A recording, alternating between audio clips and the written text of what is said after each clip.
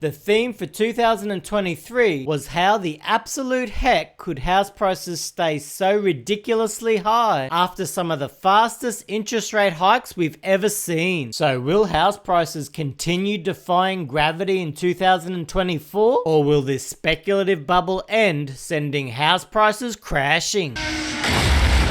I'm Biko Konstantinos, and that's what we're going to talk about today.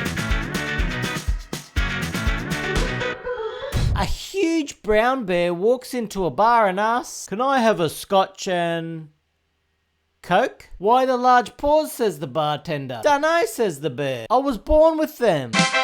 And you sure don't want to pause to press that subscribe button, because I'm your friendly neighborhood Aussie who's going to keep you up to date on the markets from an independent perspective. So today I'm going to consider what's going to happen with house prices over 2024. And I'll be considering factors that could see house prices rise throughout the year, as well as factors that could see them fall. And make sure you stick around, because at the end of the video I'll be giving my personal thoughts to where I think the market will be headed. So in the timeless words from Martin Gay, let's get it on.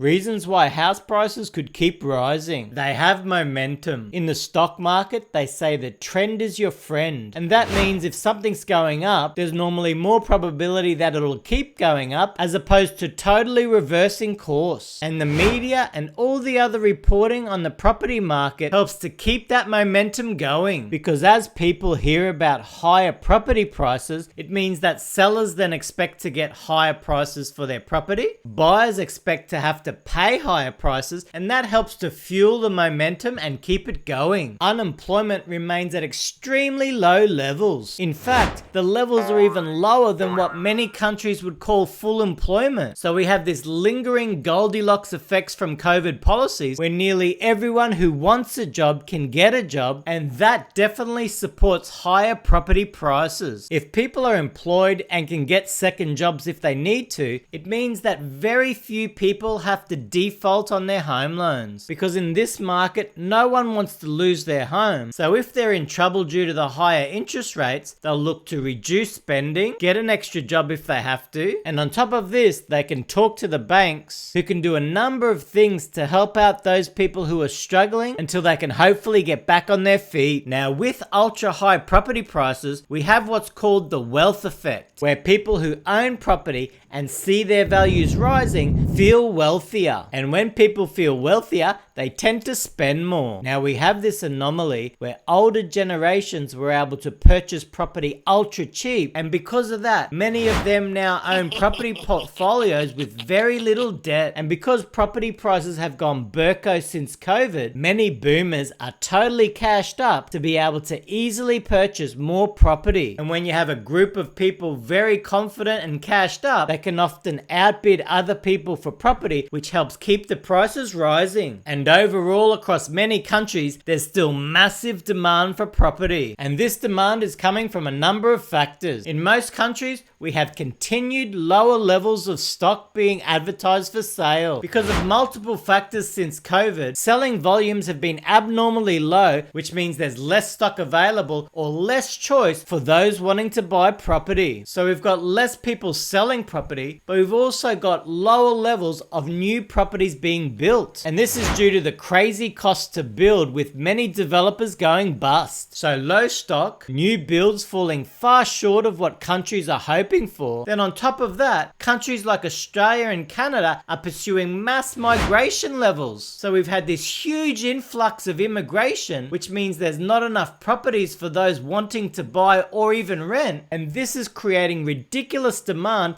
and it's also resulting in a rental crisis with rent prices surging. Now all of these factors are creating a housing affordability crisis, and that has resulted in crazy speculative demand for property, which is being fueled by fear of missing out. So those people who are renting are basically desperate to buy their own home, because rental vacancy levels in many countries like Australia are absurdly low at the moment. And this means that rent prices are going through the roof, but it also means that you're at risk of not finding a rental and being kicked out onto the streets. So renters are coveting homes, cashed up property owners with little debt are easily able to outbid them, and on top of all this, we've got the added demand for from wealthy foreign buyers. And guess where investors in countries like China like to buy property the most? It's in countries like Australia and Canada, because they know that in those countries the speculative demand is at the highest, so no matter what they pay for property, they're pretty much guaranteed to make a massive return, even if they keep the property empty. So there are a number of factors that could support these ultra high property prices and even potentially lead to higher prices during 2024. However, property prices aren't guaranteed, and there's even the potential that this crazy property bubble could ultimately burst in 2024.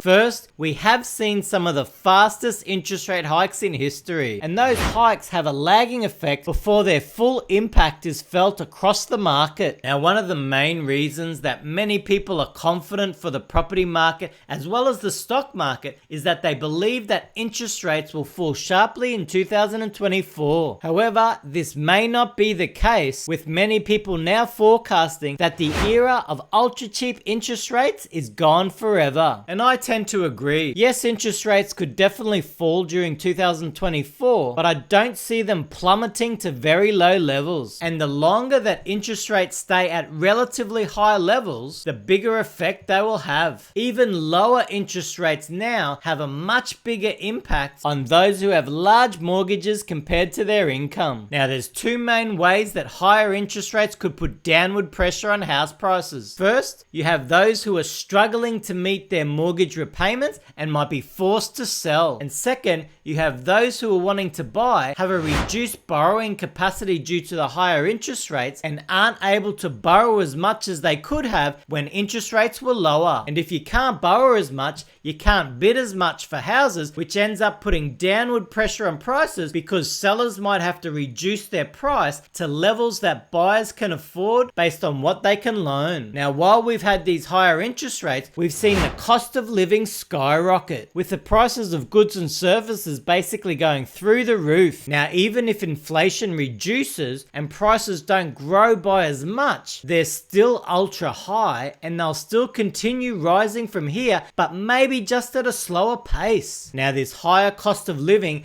increases the expenses or the outgoings of the average person. And when expenses increase, households have lower levels of disposable income, and that affects their spending. All the stimulatory policies created a huge cash bonanza for many people, and this gave many households additional savings. But if you start looking at the data like in the US, you can start seeing that the additional money saved during COVID is now starting to fully run out. So this means that the higher interest rates combined with the higher cost of living is starting to really have a large impact. And when we get to the situation where people's expenses are actually more than the income they're receiving, then we could see big trouble for the economy. So here's how this could play out in 2024. If interest rates remain relatively high, cost of living is still out of control, and all that sugar hit from COVID policies is fully out of the system, then people will start really struggling financially and spending less. And when companies' profits start to fall, they look to reduce expenses, and the quickest way they can do this is via layoffs. And if multiple companies are doing mass layoffs at similar periods, then unemployment could start rising fairly sharply. Now, like I mentioned before, when unemployment's low,